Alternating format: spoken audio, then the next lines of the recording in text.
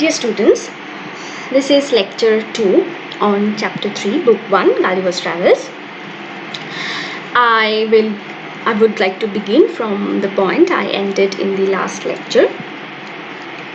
I quite remember that we were discussing the rope dancing episode where Swift mentioned some fictitious names, fictitious characters. For example, you can see Flimnap and Rildressel. And these fictitious names or characters who appear in this text are indicative of some real life personalities who were important and influential in the political scenario of 18th century England. As you know, by the time, Flimnap is Sir Robert Walpole, and Rildressel is probably Lord Carteret, Secretary of State from 1721 until appointed Lord Lieutenant of Ireland in 1724.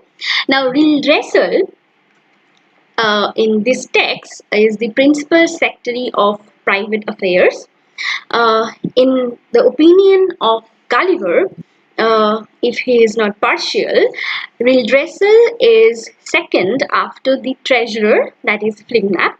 The rest of the great officers are much upon a par.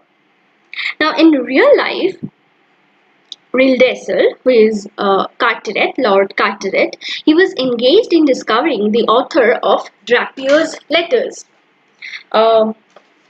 This Carteret, who was a friend to Swift, he bowed to political necessity and posted a reward of £300 for the discovery of the author of the Drapier's letters. Rildressel was engaged in discovering the author of Drapier's letters, and it was Swift who wrote Drapier's letters under the pseudonym of M.B. Drapier. He had to hide his identity in fear of retaliation, because in this text, Swift presented and protested against the decision of England to impose privately minted copper coinage in Ireland. This text was written between 1724 and 1725 when Swift was serving as the Dean of St. Patrick's Cathedral in Dublin. Swift aroused public opinion in Ireland against the imposition of privately minted copper coinage that Swift believed to be of inferior quality. And again, this particular incident is indicative of the system of bribery that was prevailing in the contemporary politics of England. Since it was William Wood who was a merchant, he obtained the patent of for minting the new copper coins for Ireland only when he bribed £10,000 to the mistress of George I. That is, the Duchess of Kendal, who was the mistress of George I. She was bribed with £10,000 by this William Wood, and only after that this merchant William Wood got the patent to manufacture this copper coins that would be used as military exchange in Ireland. But Swift protested against this decision of England, and there was a nationwide boycott against it. Swift was honored for his service to the people of Ireland, and Swift, as if he became a hero for this defiance of British control over the Irish nation. And in this text, Gulliver's Travels, Swift is protesting against England's claim of superiority and England's claim to have a control over the entire world through colonization. So, moving on. Uh, so by the time you know that Flimnap and Will Dresser are fictitious names, and here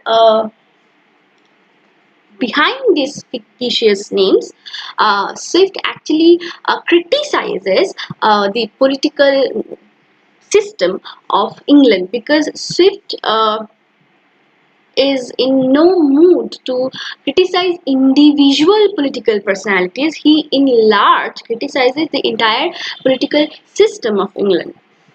So move on. Let's moving on. These diversions are often attended with fatal accidents, whereof great numbers are on record.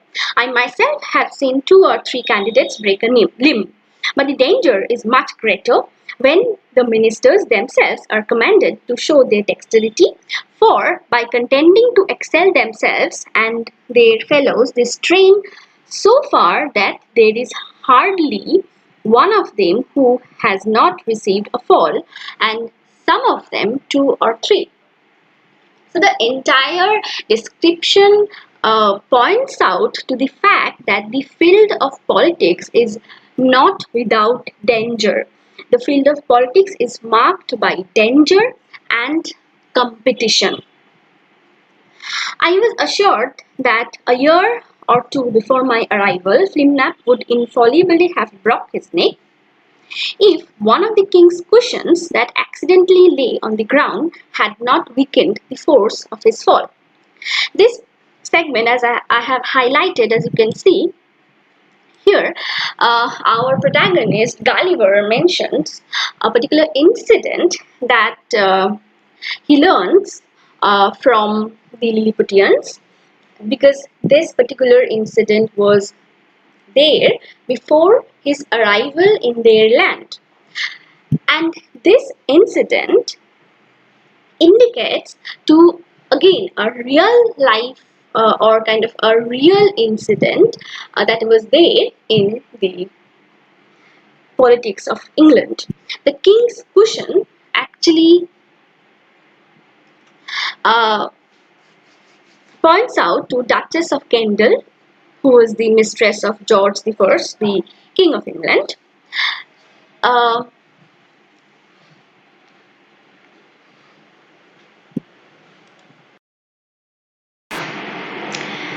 King's cushion refers to the incident where Robert Walpole, the Whig leader, fell out of power in 1717 and was saved by George I's mistress, who helped him back into power in 1721.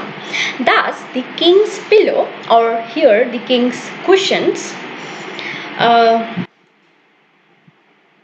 probably a swipe at Walpole's dubiously engineered return to office through the king's mistress. So Gulliver here presents Flimnap as being very lucky, since he would have broke his neck if not a king's cushion accidentally uh, was laid on the ground that weakened the force of his fall. This imaginary incident, as present in the chapter, refers to the skill or the excellency of or the efficiency of Sir Robert Walpole, the uh, eminent political character in the Whig government, who was the favorite of George I, the King of England, and it is because he was favorite to the mistress of George I, he gained a comfortable or influential position in the politics of England. So, in the entire episode of rope dancing, Swift criticizes and satirizes political patronage and favoritism.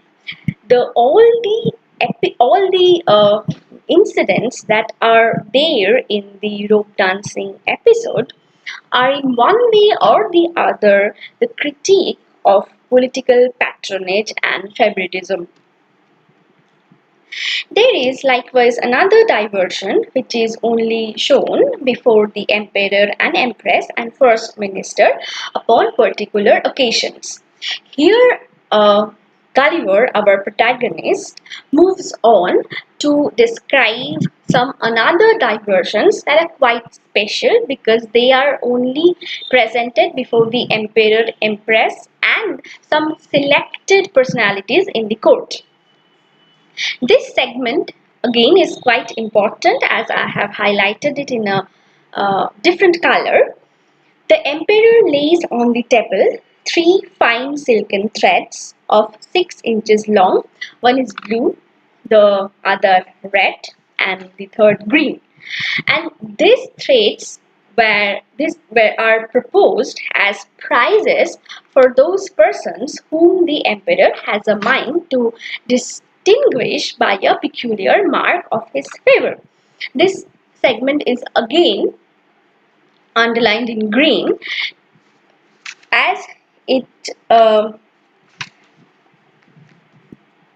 reminds the readers of the favoritism and the whim of the emperor of Lilliputians. The colors of the threads can be identified with the colors of the ribbons of the orders of the garter, the butt, and the thistle. So the different colors, one blue, one red, and one green. The colors of the silken threads which were given to the favorites of the emperor of Lilliputians as a reward for their performance can be identified with various orders or say rewards that George the First used to gift or give to the politically or kind of to eminent personalities of 18th century England. I will show you this orders. So this is order of garter, this is order of butt, and this is order of thistle. You can Google also. I kind of collected these things to show you. These are beautiful orders, but they were used as a political weapon kind of to maintain the office of George the First.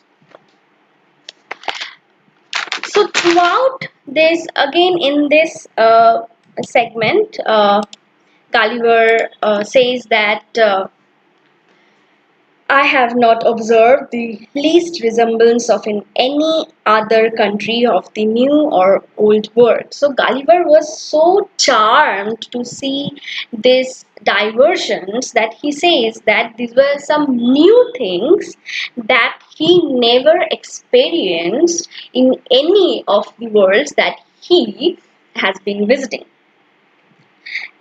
This is quite evident that Gulliver is charmed by these exciting Lilliputian customs, but we, the readers, can identify Swift's satirical intention behind this rope dancing episode.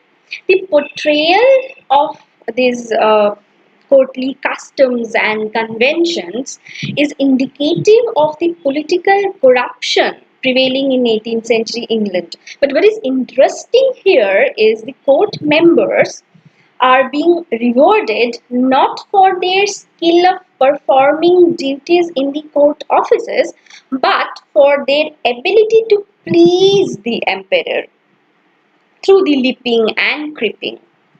Swift was writing as an opposition to the Walpolean Whig government, and through Flimnap, who is seen performing quite efficiently in the rope dancing episode, Swift criticizes Sir Robert Walpole, the Whig Prime Minister of contemporary England, who appears notorious for basing his political strategies upon bribery and favoritism. So this is again uh, Swift here is criticizing the entire system of politics of 18th century England that was based on the notion of bribery and favoritism. That is, one has to please the emperor or the favorites of the emperor to remain in the system or remain in the good book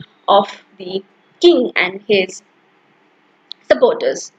Uh, so the fictitious names are important here for 2 marks questions, and again, if you are to write an answer to the question of satire or specifically to political satire, you have to keep in mind the names of these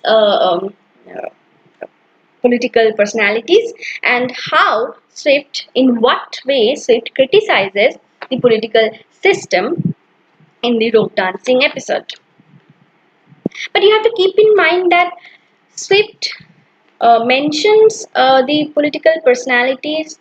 He critiques the political personalities only with a larger motto to satirize the entire political system, a political system as a whole that is based on bribery and favoritism.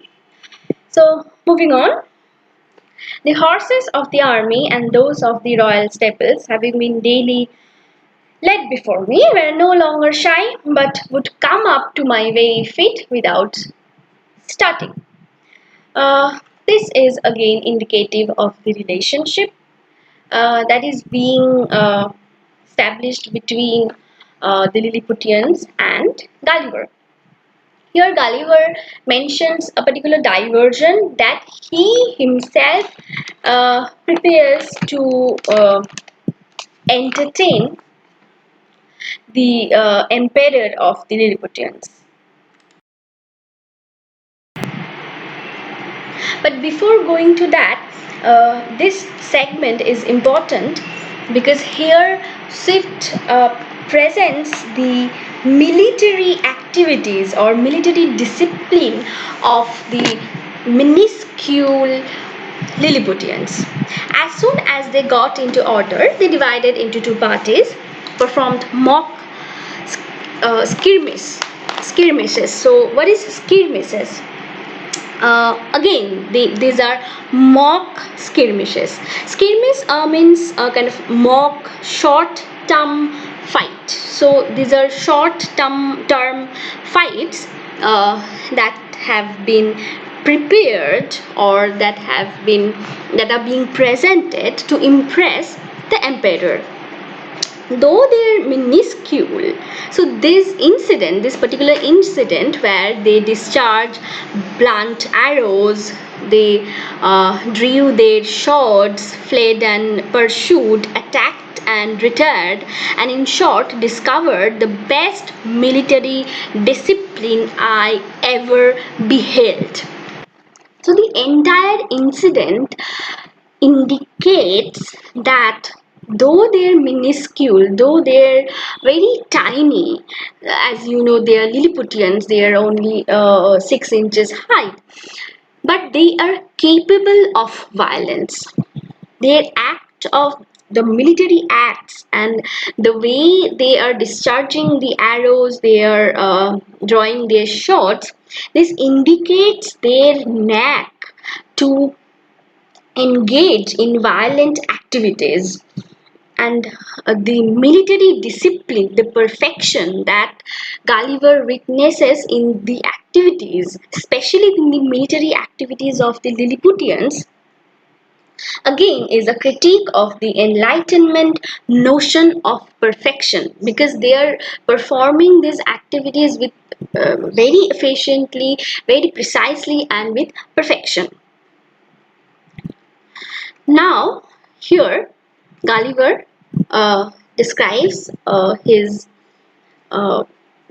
speaks of the diversion that he prepares for the delight of the Lilliputian king, where he puts his handkerchief. This is quite interesting, and again it will appeal to those uh, to the imagination of the readers, because these are fascinating descriptions, and it appeals to the children as well.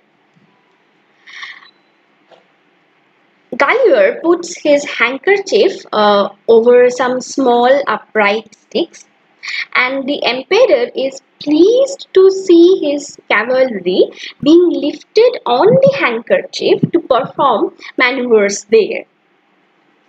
The emperor, as you can see,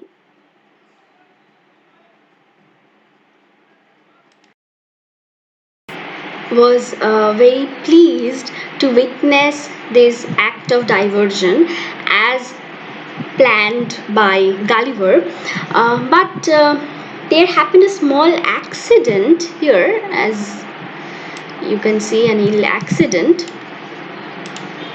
You can highlight in your text, as one of the horses, while pawing its hoof, got struck in a hole in Gulliver's handkerchief. But luckily enough, Gulliver managed to relieve both the horse and the rider. And afterwards, as Gulliver informs his readers, the horse was strained in left shoulder, but the rider got no hurt, as you can see here.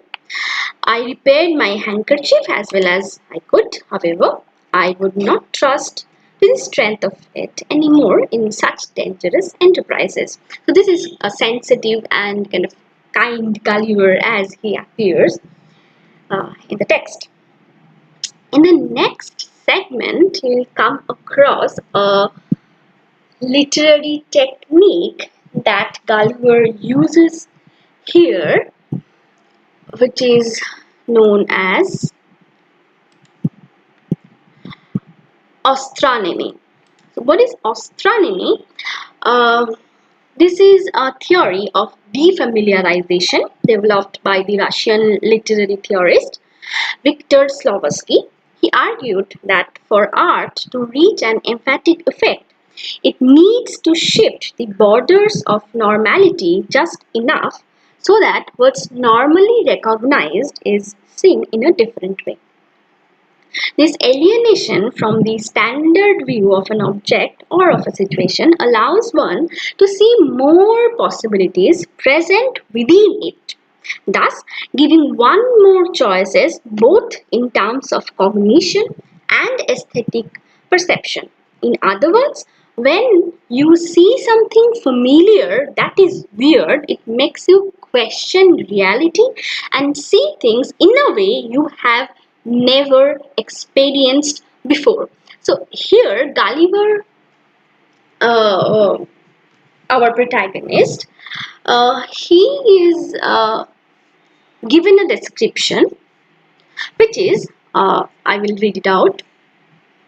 About 2 or 3 days before I was set at liberty, as I was entertaining the court with his kind of feat, with this kind of feat, there arrived an express to inform His Majesty that some of his subjects riding near the place where I was first taken up had seen a great black substance lying on the ground. To the Lilliputians, this is a black substance lying on the ground, very oddly shaped. So this is how the hat of Gulliver appears to the Lilliputians, because of the difference in size, because of the difference in physicality. a same thing appears in a different way to Gulliver and the Lilliputians, extending its edges round as wide as His Majesty's bedchamber. The edges of the hat, as described by the Lilliputians, is as if the size of His Majesty's bedchamber and rising up in the middle as high as a man. So the middle of the hat can be compared to the height of a man. That it was no living creature, as they found out that this is not a living creature because it doesn't move, as they at first apprehended, for it lay on the grass without motion, as I was telling, and some of them had walked round it several times, that by mounting upon each other's shoulders. This is a time where you may feel like laughing at the description. They had got to the top, which was flat and even, and stamping upon it, they found that it was hollow within. That they humbly conceived it might be something belonging to the Man Mountain, and if His Majesty pleased, they would undertake to bring it with only 5 horses. It would take 5 horses to bring the hat of the Gulliver from the seashore to the city. Listening to this description, it seems upon my first reaching the shore after our shipwreck, I was in such a confusion that before I came to the place where I went to sleep, my hat, which I had fastened with a string of my head while I was rowing and had stuck on all the time I was swimming, fell off after I had to land. The string, as I conjecture, breaking by some accident which I never observed, but thought my hat had been lost in the sea. So Gulliver thought that his hat might have lost in the sea, but it was there in the seashore. And the Lilliputians discovered the hat, and the way they are describing the hat is quite interesting, because Swift here makes use of astronomy to describe or to point out the difference of physicality, to arise the sense of curiosity, and to and this particular literary technique is used, as I was saying, only to perceive things with more intensity, only to perceive things with a more aesthetic sense, so that a common thing may appear to you in an uncommon or defamiliarized way. This is the hat incident. Next, in this segment, Gulliver describes the military display that the uh, emperor of Lilliputians wishes to be entertained with. And here the readers can see that the Lilliputians are trying to utilize Gulliver in their military adventures. 2 days after this adventure, the emperor, having ordered that part of his army which quarters in and about his metropolis to be in readiness, took a fancy of diverting himself. So the king took a fancy, as I was saying, that everything depends on the whim of the emperor. If he wishes to divert himself with military activity, his subjects are there to perform it. Again, if you remember the rope dancing episode, the subjects of the emperor, they were quite ready to perform this rope dancing episode because they never protested. And you people can also feel the fearful influence of man upon man, because the entire rope dancing episode is marked by competition, is marked by influence, man upon man. Okay, to come to this particular segment, he, that is the emperor of uh, Lilliputians, he desired I would stand like a colossus with my legs as far asunder as I conveniently could. The emperor always keeps his subject busy, as you can see here, with uh, certain things with which they can serve him. Here the emperor is seen to take a fancy to divert himself in a very singular manner. And the manner is of military performance, where Gulliver is supposed to stand there with his legs as far asunder as he conveniently could. And he then commanded his general to draw up the troops in close order and march them under me. So they are supposed to march under Gulliver, who is standing with his legs stretched. This is again a humorous description indicative of the rich imagination of Jonathan Swift.